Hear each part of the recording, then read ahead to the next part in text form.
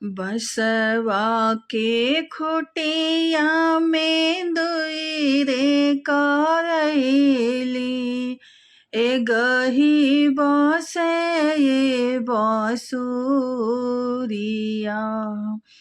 बसवा के खुटिया में दुई रे करैली, एगो बसे एक बसुरिया। मैया के कोखिया में दुई रे बालकवा, एगो बहिनी एक भाई हो। मैया के कोखिया में दुई रे बालकवा, एगो बहिनी एक भाई हो। मैया कहली बेटी पाचे कोस बियह, बपई कहल 10 कोस जी।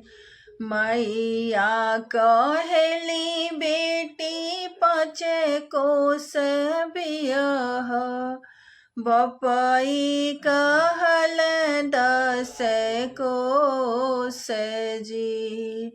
भैया कहल बहिना काशी में बियह, नीति उठी कराय स्नाने हो। भैया कहन बहिना काशी में बियह, नीति उठी कराय स्नाने जी। भौजी कहली स्वामी मोरंग बियह, ना के हुआ वे ना जाई हो। भौजी कहली स्वामी मोरंग बियह, ना के हुआ वे ना जाई जी। किया तोहरी भौजी नोनवा चोरवली, किया तेल दिही ढरे काई जी। किया तोहराए भौजी नोनवा चोरवली, किया तेल दिही ढरे काई जी। नाही मोरी ननदी तू तेलवा चोरवलू, नाही नोन दिहालू गिराई जी। नाही मोरी ननदी तू नोनवा चोरवलू, नाही तेल दिहु ढरे काई जी। राम रसोया ननदो बिरही तू बोललू, ओही भैलू बैरिनी हमारे जी। राम रसोया ननदो बिरही तू बोललू, ओही भैलो बैरिनी हमारे जी। घोड़वा चढ़ल आवे दुल्हे कवन राम, उतरे ससुर जी दुआरे जी। घोड़वा चढ़ल आवे दुल्हे कवन राम, उतरे ससुर जी दुआरी हो। वैरिनी वैरिनी जनिकार सरहज, उहो हाई दुलहिनी हमारे जी। बैरिनी जनिकारा सरहज उहो हाई दुलहिनी हमारे हो। जवने नागरिया हे जई है हे बैरिन उजड़ल नागरी बसी जाई हो। जवने नागरिया दुलहिन मोरे जई है उजड़ल नागरी बसी जाई जी। ओही बैरिनी खाती भौजी तरसबू नैना हे चुए ले लो रे जी।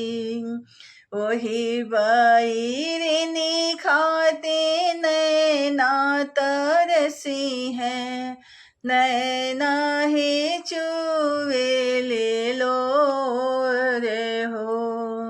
सोचबू ही भौजी ननद मोरे आवे भरया कवरी करब भेट जी। सोचबू हे भौजी ननद मोरे आवे भरया कवरी करब भेट जी। बैरिनी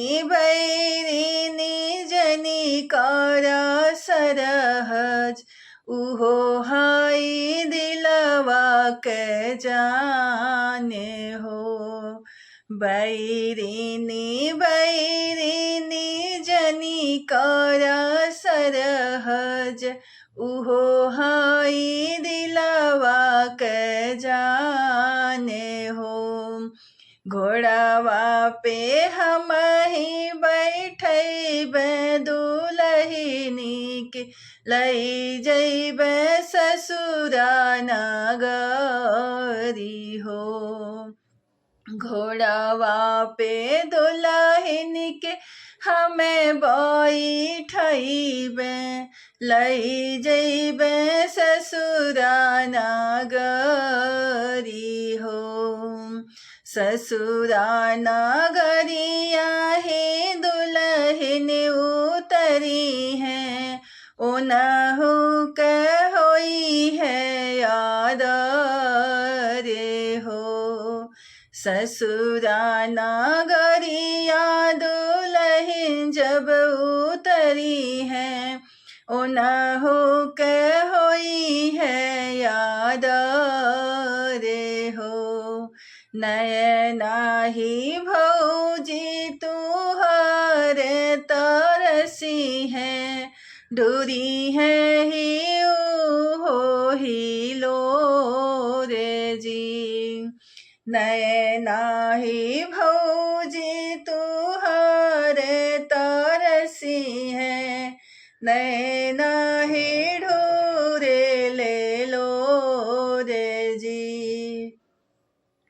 हेलो हाय हमारी यूट्यूब फैमिली, अगर हमारी गीतें अच्छी लगी तो आप सब ज़रूर सपोर्ट करिएगा और वीडियो को लाइक करिएगा, शेयर करिएगा। मैं बहुत मेहनत से ये गीत बनाई हूँ।